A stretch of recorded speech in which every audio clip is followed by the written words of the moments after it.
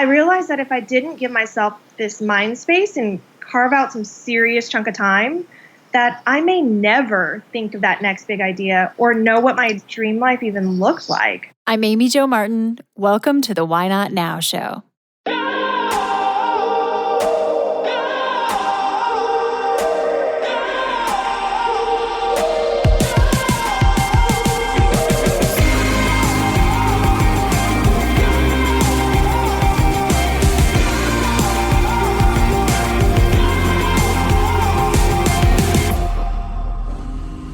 You know that thing you've been thinking about doing?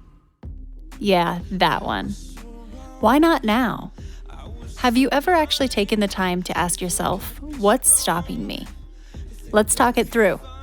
This is your chance to give that idea the attention it deserves and take action.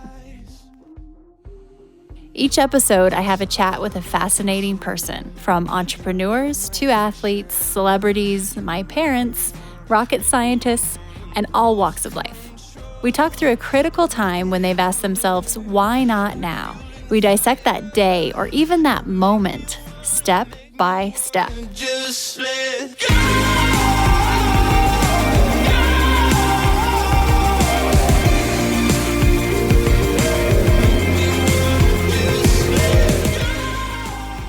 Jane Lynn is on the show today. She has become a friend of mine, and she has just done what many of us have thought about or maybe dreamed of doing. For a little bit of background, Jane has a very decorated resume: director of digital marketing at Disney, head of retail customer marketing at Google, all of these fancy places she's worked and big jobs. And she realized if she continues to go at this pace that she's been working at and putting in these hours, that she will end up another 10, 20 years down the road and she will not have looked up. So she did what a lot of us have thought about doing, and she decided to take a mini retirement. Okay, so what does that mean? She literally, on her LinkedIn, if you go to Jane Lynn, you will see she has, Tim Ferriss style, taken a mini retirement. She planned this out in advance, well in advance, so she could do this. It wasn't like one day she just recklessly decided, okay, that's it, I'm going to pull the plug. But she's taking a time out to, I'm going to read her most recent job description on LinkedIn, mini retirement. To realize our full potential, I believe that dedicating time to fully focus on things that are meaningful to us is essential. It may require us to step away from our careers for a period of time, but the payoff in increased clarity boosts resilience, evolves our perspectives, and broadens our ambitions. Ultimately, it ensures that every step we take in our career and life is deliberate and results in a sense of purpose. So Jane has made this shift, and one of the number one questions she said that she gets asked is, well, what are you going to do next? How long? Are you stressed about money? And she talks through in this episode about exactly how she designed this mini retirement so she doesn't feel that stress and she doesn't feel the pressure to just figure out what's next. So she has done this in a way that I have yet to see from other people, so you can learn a ton and also understand that when I asked her, I said, do you think it was the job was the issue these jobs that you were choosing? And she basically said, no, it was me. And until she took this time, she realized this was her own doing and creation of how she was living her life. So she talks a little bit about how she's learning to get out of her comfort zone and value time more than money and new experiences. And I met up with her more recently. I met with her first right after she did this, and then several months down the road. And since then, she's decided to do some traveling. And she's sharing her journey on Instagram too, so you might want to follow her there. She's at Jane's Right Brain, and she is traveling the world. So I just love this conversation because she's so real about how she set this up. It wasn't just on a whim, and you can too. We tackle the most taboo topics on the Why Not Now show. Oftentimes, you're hearing guests share things they've never shared before. In the spirit of things we don't typically talk about, you should know that the Why Not Now show is supported by Poopery, the original before you go toilet spray. It's magic. My friends at Poopery have literally taken the smell out of you-know-what. This pure blend of essential oils stops bathroom odor before it begins. Visit poopery.com and Why Not Now listeners get 20% off with code Why Not Now. That's all one word. And you can hear the story about Poopery in our interview with founder Susie Batiste. That's Why Not Now episode 28. Poopery is also available at Target.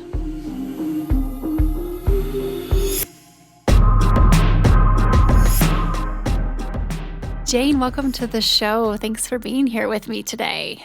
Thanks so much for having me. I've really been looking forward to this conversation with you. Likewise. Let's dive right in. I'm excited for everyone to hear your story. So, can you tell me about a time when you had to ask yourself, why not now? Yes. My most recent why not now moment was one that's led me to step away from a series of leadership roles with high-profile companies to take sort of a Tim Ferriss style mini retirement. I think that society has made a lot of us believe that our identity should be based on what we do for work. And it's really only recently that I've come to realize the true meaning of that saying about how life begins on the other side of your comfort zone.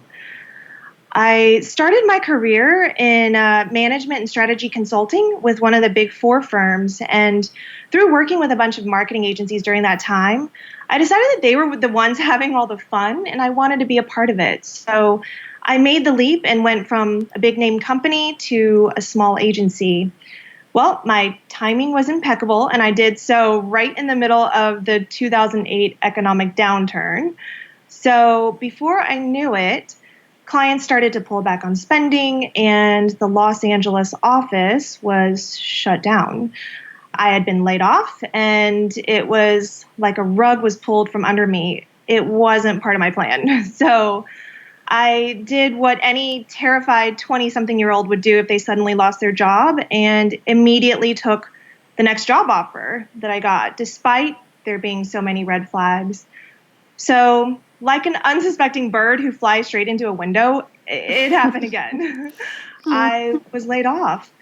And, this time it really stung. It was the last time I think was easy to justify that it was the climate, it was happening to people around me. But again, I had been a high performer all my life. And for the first time, I questioned whether or not these were coincidences. So I set out to prove to myself and to the world that they were just coincidences. And with my next job at another marketing agency, I got a VP title and started a side hustle. I was determined not to let those layoffs define me and to show the world that I had what it takes to be on top. I was vibing well with my team, nailing some big challenges, and feeling good about where things were headed. Several months in, we lost our biggest client. My department was shut down, and I was let go. Wow. Really? Yeah. I was in disbelief. How could it be? I just could not get a break. Right. Oh my goodness. And the confidence and the journey and trying to figure out the why behind it. Oh my gosh, yes. And, I think through it all, deep down inside, I still believed in myself and knew that what happened was beyond my control. But I was worried that now with these 3 strikes, that the world wouldn't believe me. So to me, this meant I had to double down on redeeming myself. Hell if I was just going to eat a bag of chips and call it a day. So I immediately decided to turn my side hustle into a full-fledged business. And I saw this layoff as a sign to go all in, 110%. It was time for me to take the reins as CEO of my own company. And so I convinced my friend and a former colleague to become my technical co-founder. And the CEO of the company that I was just laid off from even joined our team as an advisor, which was a huge honor. And so together we launched Cravist, which was what we described as a daily deals dashboard. It consolidated Groupon and the likes under one roof through a single sign-on. And that was the wildest ride of my life. One day we'd be getting a cease and desist letter from one of the major daily deals providers. And the next day we'd be getting a call from a multi-billion-dollar company wanting to partner with us. And the roller coaster ride ended in us being acquired by a larger company in this space. And I was beyond thrilled to see what we created would live on in a bigger way. Slowly I was getting that proof, the validation that I had it in me to succeed. But that wasn't good enough for me. And as soon as we sold the company, I was offered a position that was created for me with Zappos, a brand that I've loved and followed for years, and one that I know you're also intimately familiar with, Amy Jo. Yes. Yeah. So, of course, I jumped on that. And that was a blissful time in my career where I adored my team and I was proud of the work we accomplished together. And a few years later, that actually led me to getting a call from Google asking me to head up their customer marketing team that launched the Google Store, which sells Google-branded devices like the Pixel phone. And, getting these jobs that so many people would consider dream jobs gave me sort of this instant credibility in the business world, and I was thriving at work. But the bigger the roles and the more amazing the companies I got to work for, the more I became consumed with proving myself to where I was slowly deprioritizing everything else that was important to me. It slowly chipped away at sleep, fitness, relationships, my mental health. I distinctly remember one day on my hour and 35-minute commute by train each way down to Google that, it hit me that my commute would often be the only time that I wasn't working or thinking about work from the time that I woke up to the time that I went to sleep. I'd be in meetings all day, and then once I got home, I'd open my laptop again, work through dinner until bedtime.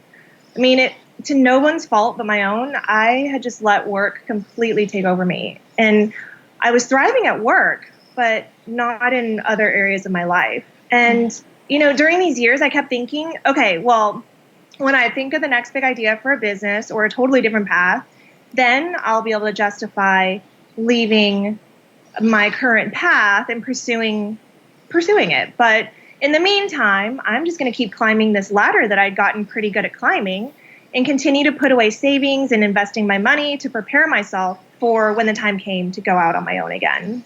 So continuing up this ladder, I sought out a bigger role, and that's what led me to my next job as a director of marketing for Disney's e-commerce group.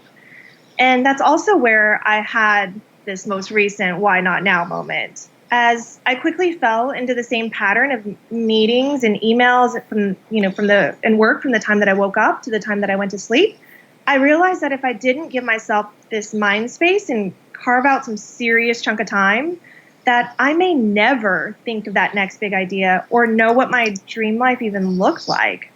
I had finally reached this point where I craved personal growth much more than I craved validation.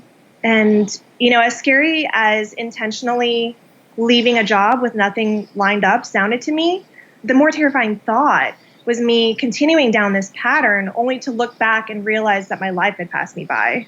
Wow. What a journey even to get to that point. And the resilience that you had to exercise in order to first get through the early, 3 layoffs? Boom, boom, boom. And then one after the other. And then, it's all interesting how it nets out, because then you start a company, your first time in entrepreneurship, and you end up getting acquired, which is always a win, of course. Zappos, Google, Disney. So clearly this ladder was sexy too. I hear from a lot of people that they want to do something else, but what they're doing currently isn't necessarily wrong or bad, or it's not like it's a desperate need. And so can you talk a little bit about what that was like? Well, first of all, what happened? Was there truly a moment where you ended up getting such little sleep that you just decided this is it? Or what happened for you to greenlight this idea that you were going to do something else? Yeah, I think that was really when I noticed it had become a pattern. So I noticed that this pattern that I'd fallen into of, so waking up in the morning, immediately checking my emails, starting to work, and, running off, like going to meetings all day and then coming back and doing more work until I'd went to sleep. And even when I wasn't working, I found that, I didn't really have this mind space to be creative anymore. And I had gotten myself into that situation. It's not like I couldn't have been better at managing my time and so on, but I just wasn't. And at the time, so I think it was as soon as I had noticed that this had become a pattern, because job after job, it's not like it was just a single job that had me in that sort of routine, but it was me. And so I knew that at that point I had to break the pattern. Otherwise, I was getting into this autopilot mode to where I didn't know why or why I was doing what I was doing, but I didn't know what else to do. I just kept going. And so I think it was really that sort of scary. It really scared me when I thought about looking back on my life and having it pass me by. So what did you do? Well, I thought to myself, what's the worst thing that can happen if I do this? And I thought, well, I could go back to doing what I was doing. And even if I did, I'd have a new perspective, having had some time. And while the best thing that could happen would be that I could create new possibilities bigger than I'd even imagined. So clearly, to me, the upside was bigger. So with a lot of planning that came along with it, it definitely wasn't on a whim. By all means, I respectfully resigned as my role as marketing director and started my mini retirement. And so this is what I just love about your story, is that a lot of people are probably saying, what? You didn't have anything else lined up. You didn't have a business concept that you were going to launch, or side hustles or this or that.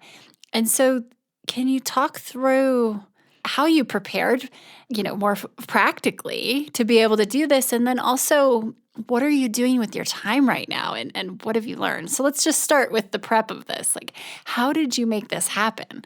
And there's so many questions that dovetail into that, because just the fear, I imagine, at times where it's like, wait, can I do this? The stability of, as we knew it, our perceived stability, is gone. So how did this come to be?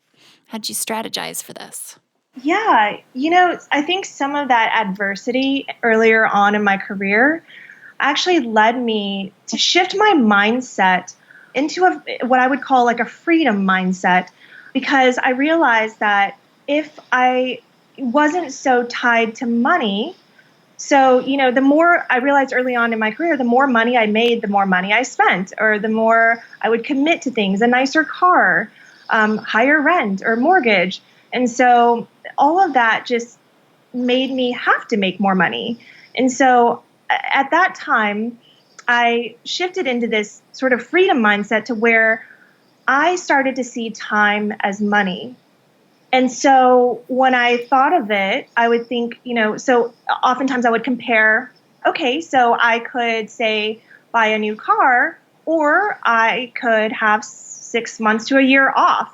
And when I thought of things that way, it just became a no-brainer to me. I realized that my values had shifted.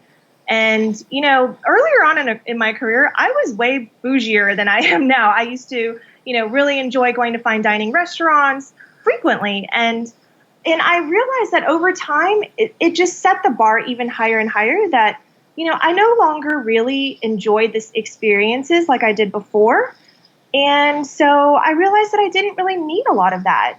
Even though, for instance, I still enjoy fine dining every once in a while, it's just not something that I do all the time anymore, because I value this sort of freedom or time more than I did those types of things. And so over time, I think I just really saved and invested and spent below my means, because I knew that one day I'd wanted to give myself this gift of time. And in order to do so without feeling stressed or feeling like I immediately needed to take that next job, then, this is what I had to do to get there. We're going to take a quick break and we'll be right back.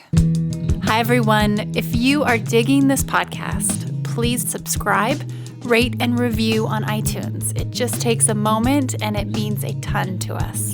Also, after recording more than 100 episodes, I've created a bit of a cheat sheet on the top 5 things I've learned from renegades and how they get from idea to action, from dreaming to doing. I will email you the downloadable PDF when you subscribe to my newsletter. Just head to amyjomartin.com and click on Connect with Me. Amazing. Okay, so I've taken so many notes, and I love your epiphany of time equals money, and just the fact that you're self-aware that your values had shifted, and then you shifted your behavior. And earlier on too, when you talked about, you came to a point where personal growth was more important than validation. I just think there's so many people listening right now who are feeling this way, or they're on the precipice of it. How did you literally kind of start changing your spending? And you said, you kind of were living below your means, or I'm sorry, you're spent below your means. Did you get out a spreadsheet? Did you just start being more conscious? How did you tactically tackle that? Yeah, so I worked with my financial advisor to actually map out projections of, having retirement goals, but then spreading out, so first of all, seeing where I am on that spectrum. I when I think of retirement, I don't actually think of it in terms of, okay, that's when I can stop working and do, and never have to work again. But it's really more about financial freedom, or having that freedom to do what I want with my life and do things that do only things that are meaningful to me. And so it was important to me to get an idea, a sense of, how much do I need to have in the bank to even to make sure that I set myself up to where, a lot of us don't even think about, I think, how much does it actually take to be financially free? And so we put together models, projections, and, laid out sort of this plan on, okay, so I know how much of a gap that I have. And so how much do I need in order to get to a complete financial freedom state, but also layering in sort of room for this mini retirement and what that would do, or how that would impact my future financial freedom. I think, a lot of us think of retirement or financial freedom as something we have at the end of our lives, but I really do subscribe to that thinking of, there are certain things or experiences or things that you can only enjoy at certain points of your life. Like, I'm not going to be climbing Machu Picchu necessarily when I'm 70, 80, but, I wanted to do that when I was 25. So, there's just certain things that I think have to be done, or you can't wait till later on in life. No, absolutely. I agree. It's kind of like a health, wealth, and an age, and kind of looking at that Venn diagram, or maybe it's more of a, an actual graph. And it's like, okay, where am I? This is just such a cool concept. And so one of the questions and things that I'm sure you got was the confusion from the outside. Like, wait, what? You're quitting your job, this leadership position for Disney, and doing what? And you're like, nothing for right now.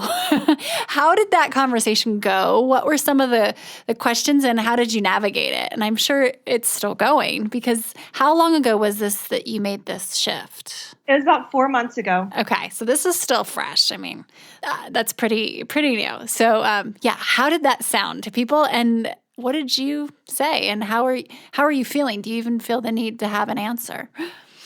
I would get, earlier on, I would get questions a lot of times that I really wouldn't know how to answer.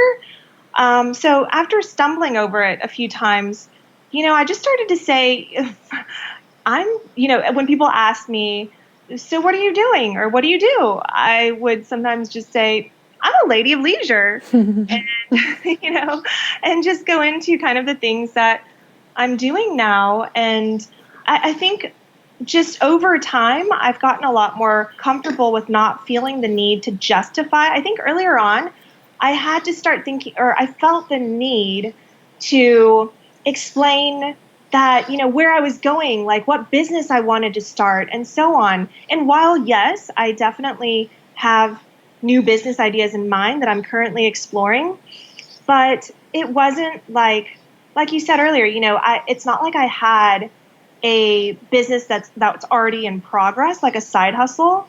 I commend people who do that and can juggle well both their full-time jobs and the side hustles and grow those into full-fledged businesses. But for me, at this point, for this particular situation, I found that, year over year, it just wasn't happening for me. And so I needed to take the reins and do something about that rather than just keep waiting for that next big idea and, trying to build a side hustle when that just wasn't happening for me. And so with this timeline, have you given yourself a specific timeline, a year, 2 years, 9 months? It sounds like it's fairly open-ended, but yeah, how do you map that out in your head?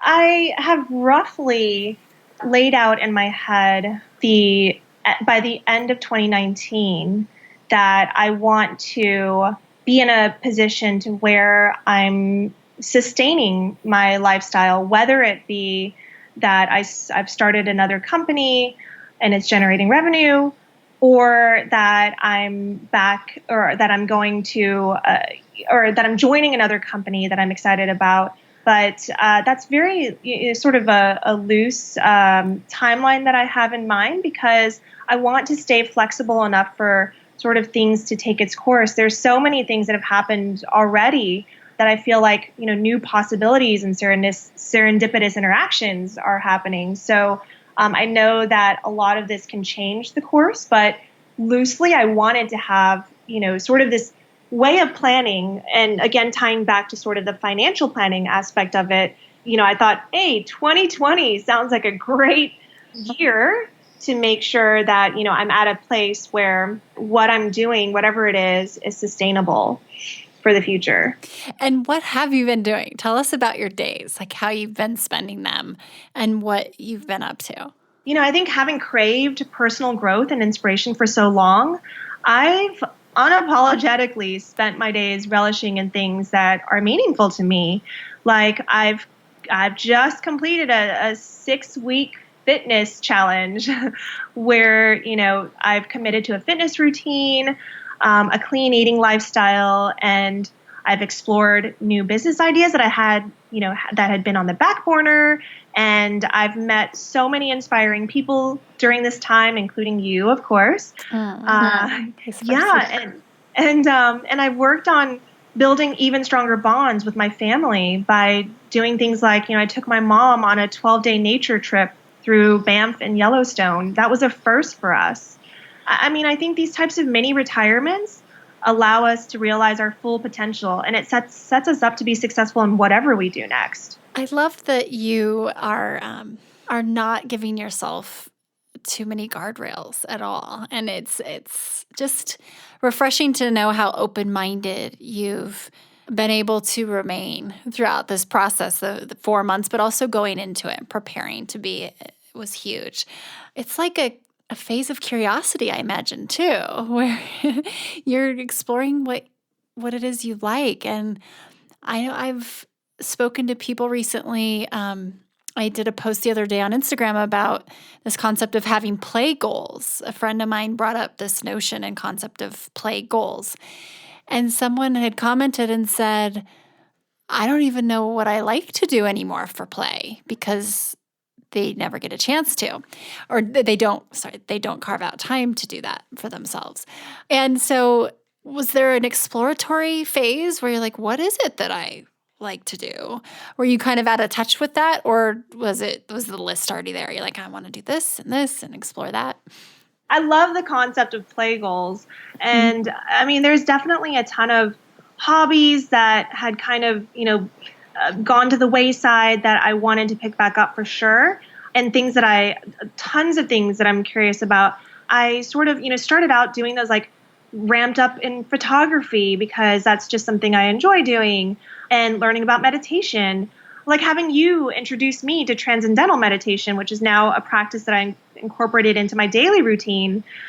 So all of these types of things, I started out with sort of a list of things that I wanted to explore, and that I'm curious about. And it's kind of led me surprisingly down to different things. There's certain things that I thought that I would be spending a lot more time on.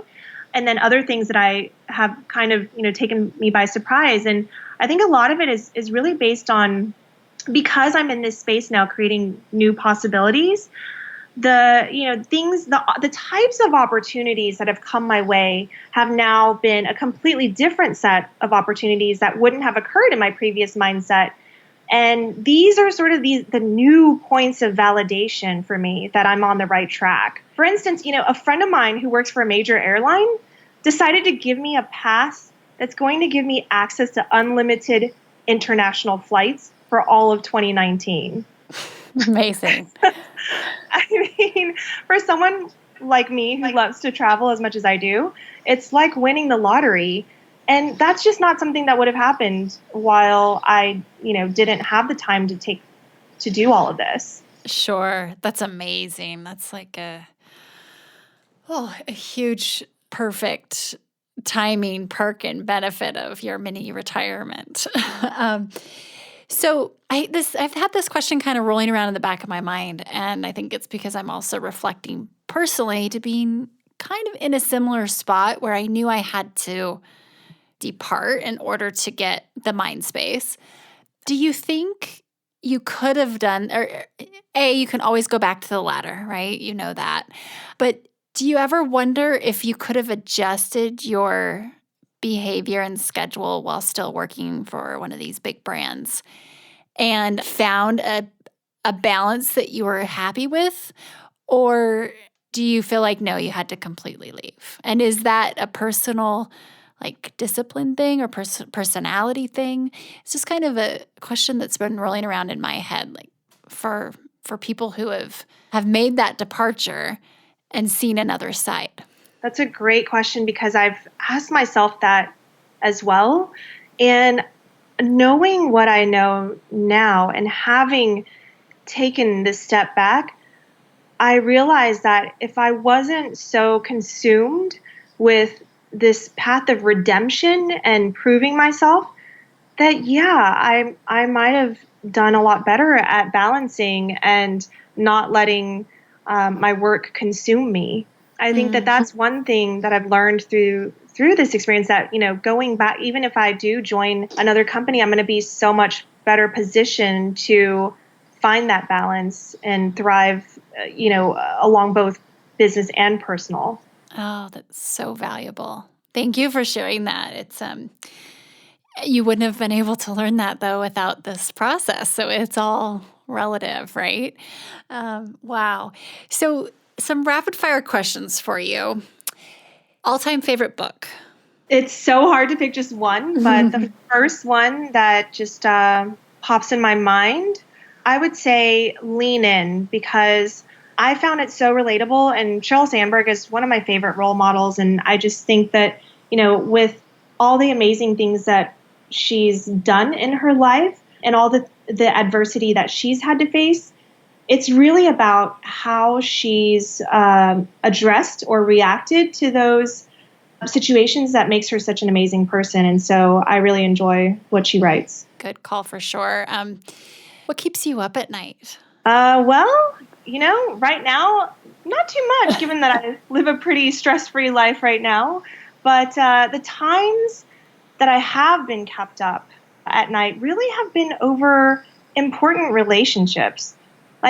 All the other stuff doesn't really keep me up, but I think if there's something wrong with a relationship that matters to me, then that's what's really troubling to me, because my relationships are so important to me. Pirates or ninjas? Who's tougher and why? Ooh, I'm team ninjas, because Are you? Yeah. I think because they're the clever ones, and they've already done the deed before anyone even sees them coming. Yep. You've got a point there. And what advice would you give to your younger self, Jane? I would say to my younger self, give yourself more credit. I would always be focused on what's next and what am I going to achieve? What am I going to do next? Rather than focus on how far I've come. And I think it's so important to celebrate your wins to help you stay inspired and motivated. I just love all of these golden nuggets and lessons that you have been able to share with us. And there are so many people who want to do what you're doing. And I appreciate you sharing the practical side of it too, as well as just what you've learned throughout this process. And seeing is believing. So with the fact that you're doing this is what people need to be able to realize, okay, this is possible. And I hope you keep sharing your story too, because it's fairly rare and you're onto something. It's so wise. And I'm so grateful for your time, Jane, and keep me posted too on how you're doing. And we'll for sure meet up in person when I'm in LA soon. So I look forward to that. Absolutely. I look forward to it too. Thank you so much for having me on the show.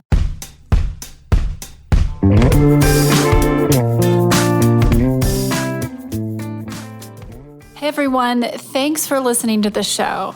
Hit me up on social media to let me know what you think. I'm at Amy Jo Martin on Twitter, Facebook, Instagram, and LinkedIn. And I want to hear your Why Not Now moments so I can share them on the show. Just send me a note to whynotnow@amyjomartin.com. For show notes and other offers, you can visit amyjomartin.com/whynotnow. And while you're there, don't forget to sign up for my email newsletter for exclusive content and announcements. A big thanks to Rock Salt Music for all of the tunes by the talented John Coggins. And of course, a hat tip to Richard Brewer for editing and producing the show. I'll see you next time. And until then, why not now?